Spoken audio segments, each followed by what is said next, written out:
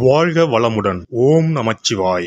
அனைத்து தமிழ் உள்ளங்களுக்கும் வணக்கம். அனைவருக்கும் இனிய ஆங்கில புத்தாண்டு நல்வாழ்த்துக்கள். நிகழும் ஸ்ரீ மங்களகரமான குரோதி ஆண்டு மார்கழி மாதம் 17ஆம் தேதி புதன்கிழமை அன்று பிரதமை திதியில் உத்திராடம் நட்சத்திரத்தில் வியாகாதம் நாமயோகத்தில் பாலவம் கர்ணத்தில் அமிர்தயோகம் கூடிய நன்னாளில் இந்த ஜனவரி மாதம் பிறக்கிறது. பிறக்கப்போகும் இந்த புதிய வருடத்தின் முதல் மாதத்தில் உங்கள் வாழ்வில் வளமும் நலமும் செல்வ செழிப்பும் பெற்று வாழ்வில் உயரிய நிலையை அடைய எல்லாம் வல்ல எம்பெருமானை வேண்டி விரும்பி கேட்டுக்கொள்கிறேன். ஜனவரி மாதத்தின் கிரகங்களின் நிலை என்னவென்று பார்த்தால், ரிஷபத்தில் குரு பகவான் வக்ர நிலையில் உள்ளார். கடகராசியில் செவ்வாய் பகவானும் வக்ரத்தில் உள்ளார். கேது பகவான் கன்னிராசியிலும், கும்பராசியில் சுக்கிரன் சனியும், மீனராசியில் ராகு பகவானும் உள்ளனர். தனுசு ராசியில் சூரியன் புதன் இணைவு உள்ளது. இம்மாத கிரக பயிற்சி என எடுத்துக்கொண்டால், சூரிய பகவான் 14/1/2025 தனுசு ராசியில் இருந்து மகர ராசிக்கு பயிற்சியாகின்றார். 24/1/2025 புதன் பகவான் தனுசு ராசியில் இருந்து மகர ராசிக்கு பயிற்சியாகின்றார். இந்த கிரக அமைப்பினால் இம்மாதம் உங்கள் வாழ்வில் ஏற்படக்கூடிய சுபபலன் என்ன என்பதனையும், அசுப பலன் என்ன என்பதனை பற்றியும், அசுப பலன் ஏற்படுமாயின் ராசிக்காரர்கள் செய்ய வேண்டிய பரிகாரம் என்ன, வழிபட வேண்டிய தெய்வம் யார் என்பதனை பற்றியும் விரிவாக காண்போம். கும்பராசி அன்பர்களே, இந்த மாதம் அறிவுத்திறமை கூடும். சில முக்கிய முடிவுகள் எடுப்பதன் மூலம் நீண்ட நாட்களாக இருந்து வந்த பிரச்சனைகள் தீரும். இனிமையான பேச்சின் மூலம் எதிலும் வெற்றி காண்பீர்கள். வீண் குற்றச்சாட்டிற்கு ஆளாக நேரலாம். கவனமாக இருப்பது நல்லது. மற்றவர்களின் செய்கையால் கோபம் ஏற்படலாம். நிதானம் தேவை. வழக்குகளில் சாதகமான போக்கு காணப்படும். வீடு மனை ஆகியவற்றை வாங்குவதற்கு இருந்து வந்த தடைகள் நீங்கும். தொழில் வியாபாரம் எதிர்பார்த்த அளவு லாபம் தராவிட்டாலும் வருமானத்திற்கு குறைவிருக்காது. தொழில் விரிவாக்கம் செய்யும் திட்டத்தை தள்ளி போடுவது நல்லது. உத்தியோகத்தில் இருப்பவர்கள் தங்களது பணியில் மட்டும் கவனம் செலுத்துவது நல்லது. மற்ற விஷயங்களில் தலையிடாமல் இருப்பது வீண் பிரச்சனை வராமல் தடுக்கும். கணவன் மனைவிக்கு இடையே எதையும் மனம் விட்டு பேசி அதன் பிறகு செய்வது நன்மை தரும். குடும்பத்தில் அமைதி உண்டாக கோபத்தை குறைப்பது நல்லது. பெண்களை பொறுத்தவரை அறிவுபூர்வமாக செயல்பட்டு சில முக்கிய முடிவுகளை எடுப்பதன் மூலம் நீண்ட நாட்களாக இழுபறியாக இருந்து வந்த காரியம் நிறைவேறும். அடுத்தவர் விஷயத்தில் தலையிடாமல் இருப்பது நல்லது. கலை துறையினருக்கு பொறுமை அவசியம். பண வரவில் குறைவு ஏற்பட வாய்ப்பில்லை. எனினும் வேலை செய்யும் இடத்தில் சிறு சிறு பிணக்குகள் வந்து மறையும். கோபம் கலந்த வார்த்தைகளை உதிர்க்காமல் இருப்பது நல்லது. அரசியல் துறையினருக்கு உறுதியும் துணிவும் நிறைந்திருக்கும். பிரபலங்களின் நட்பும் ஆதரவும் கிடைக்கும். பணியின் நிமித்தம் காரணமாக வெளியூர் செல்ல வேண்டி வரலாம். மாணவர்களுக்கு எதிர்காலத்தை பற்றிய எண்ணம் உண்டாகும். மேல் படிப்பு பற்றிய சிந்தனையில் ஈடுபடுவீர்கள். சக மாணவர்களின் விவகாரங்களில் தலையிடாமல் ஒதுங்கி இருப்பது நல்லது. நட்சத்திர பலன்கள் அவிட்டம் 3-4 பாதங்கள். இந்த மாதம் குடும்பத்தில் இருப்பவர்களை அனுசரித்து செல்வது நன்மை தரும். வாழ்க்கை துணையின் உடல்நலனில் அக்கறை தேவை. சிறிய விஷயங்களுக்கு கூட கோபம் வரலாம். அதனால் உறவினர்கள் நண்பர்களிடம் கவனமாக பேசுவது நல்லது. விபரீத ஆசைகள் ஏற்படலாம். கவனம் தேவை. சதயம் நட்சத்திரம். இந்த மாதம் பேச்சின் இனிமை, சாதுரியம் இவற்றால் எடுத்த காரியங்களில் சாதகமான பலன் பெறுவீர்கள். உங்களது பொருட்களை கவனமாக பாதுகாத்துக் கொள்வது நல்லது. களவு போக நேரலாம். கவனம் தேவை.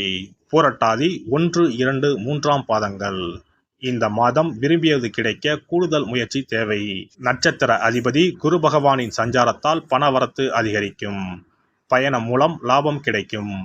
புதிய நபர்கள் நட்பு உண்டாகும். வாகனம் மூலம் லாபம் வரும். அரசாங்கம் தொடர்பான காரியங்களில் சாதகமான பலன் கிடைக்கும்.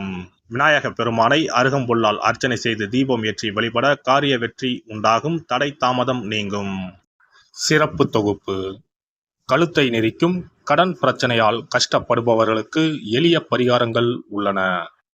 ருண ரோக சத்ரு இந்த மூன்றுமே மனிதர்களை வெல்லக்கொள்ளும். அதிலும் கடன் பிரச்சனை கவலையை ஏற்படுத்தி மனிதர்களை கலங்க வைத்துக் கொள்ளும். கடன் பிரச்சனையால் கஷ்டப்படுபவர்களுக்கு எளிய பரிகாரங்கள் உள்ளன. இந்த எளிய பரிகாரங்களை நம்பிக்கையோடு செய்தால் நிச்சயம் பலன் கிடைக்கும். ஒருவரின் ஜாதகத்தில் 6ஆம் இடம் கடன் ஸ்தானத்தை குறிக்கும். கடன் பிரச்சனையால் இன்றைக்கு பலரும் தற்கொலை செய்து கொள்கின்றனர். சக்கரத்தாழ்வார் அருள் இருந்தால் கண்டிப்பாக கடன் பிரச்சனைகள் நீங்கும். பெருமாள் கோவிலுக்கு சென்று சனி மற்றும் புதன் கிழமைகளில் சக்கரத்தாழ்வார் சன்னதியில் துளசி மாலை சாற்றி 12 முறை வலம் வர வேண்டும். ஒவ்வொரு முறை வலம் வரும் பொழுதும் கடன் தீர்வதற்கு மனமுருக நம்பிக்கையோடு வேண்டிக் கொள்ள வேண்டும்.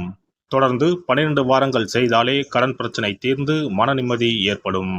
மேசராசியில் பிறந்தவர்கள் தயிரை கொண்டு இனிப்பு பலகாரம் செய்து ஒவ்வொரு வெள்ளிக்கிழமையும் மாலை வேளையில் பசுவுக்கு கொடுத்து வர கடன் பிரச்சனைகள் தீரும். விருச்சிக ராசியில் பிறந்தவர்கள் ஞாயிற்றுக்கிழமை அன்று லட்சுமி நரசிம்மருக்கு காய்ச்சிய பசும்பால் அல்லது பானகத்தை பிரசாதமாக வைக்க வேண்டும். 48 நாட்கள் இந்த பூஜையை செய்தால் கடன் தொல்லையில் இருந்து விடுபடலாம். ரிஷபராசியில் பிறந்தவர்கள் ஜவ்வரிசி கொண்டு இனிப்பு தயாரித்து அதை வெள்ளிக்கிழமையன்று பசுவிற்கு மாலை வேளையில் கொடுத்து வர கடன்கள் அடைந்து சுகம் பெறலாம். துலாம் ராசிக்காரர்கள் பசும்பாலை சுக்கிர ஓலையில் வில்வ மரத்திற்கு ஊற்றவும். 24 வெள்ளிக்கிழமை செய்திட நிச்சயமாக கடன் தீரும். வெள்ளிக்கிழமையில் அரச மரத்தடி விநாயகருக்கு அகலில் 11 தீபமும் 11 முறை வலம் வந்தும் வழிபட்டால் கடன் தீரும். மிதுன ராசிக்காரர்கள் தினசரி சிறிது தயிர் சேர்த்து குளித்து வரவும். கடன்கள் நீங்கும். மாலை வேளையில் சூரிய தரிசனம் அஸ்தமனத்துக்கு முன் செய்து வரவும். கன்னி ராசிக்காரர்கள் சனிக்கிழமைகளில் உளுந்து வடை தானம் செய்யவும். அதை நீங்கள் உண்ணக்கூடாது. மேலும் துளசிக்கு தினசரி நீர் வார்த்து ஒரு மண் அகலில் நல்லெண்ணெய் விளக்கேற்றி வைக்க ருண நிவாரணம் பெறலாம். கடகராசிக்காரர்கள் ஒவ்வொரு ஞாயிறும் சிறிது வெள்ளக்கட்டியை ஓடும் நீரில் விடவும். கடன்கள் வெள்ளம் போல கரைந்துவிடும். சிம்ம ராசியில் பிறந்தவர்கள் ஒவ்வொரு சனிக்கிழமையும் அரச மரத்தடியில் மண் அகலில் நல்லெண்ணெய் ஊற்றி கருப்பு திரி கொண்டு 8 விளக்குகள் ஏற்றி வர கடன்கள் அழிய வழி பிறக்கும். மகர ராசிக்காரர்கள் சனிக்கிழமைகளில் எள்ளுருண்டை செய்து பலருக்கு தானமாய் கொடுத்து வர கடன் தொல்லைகள் நீங்கும். கும்பராசிக்காரர்கள் வியாழன் மாலை 6 மணிக்கு குங்குமப்பூ சேர்த்த பாதாம் கீர் செய்து மகா விஷ்ணுவுக்கு நிவேதனம் செய்து முதலில் தான் அறிந்துவிட்டு பின்பு மற்றவருக்கும் தானமாய் கொடுத்து வர கடன்கள் மலமளவென அடைபடும். தனுசு ராசிக்காரர்கள் செவ்வாய் கிழமைகளில் ஆலய பணிகளுக்கு செங்கல்கள் முடிந்த அளவு வாங்கி கொடுக்க கடன்கள் அடைந்து நிம்மதி பெறலாம். மீன ராசிக்காரர்கள் செவ்வாய்க்கிழமை அன்று மதியமோ இரவோ நோயாளிகளுக்கு சப்பாத்தியை தானமாக கொடுத்து வர கடன்கள் வேகமாக அடைய ஆரம்பிக்கும். குறைந்தது 9 சப்பாத்திகள் கொடுப்பது நல்லது. செவ்வாய் பகவானை மனதார நினைத்துக் கொள்வது நலம் தரும். பௌர்ணமி நாளில் குலதெய்வத்திற்கு படையலிட்டு வழிபடுவது சிறப்பு.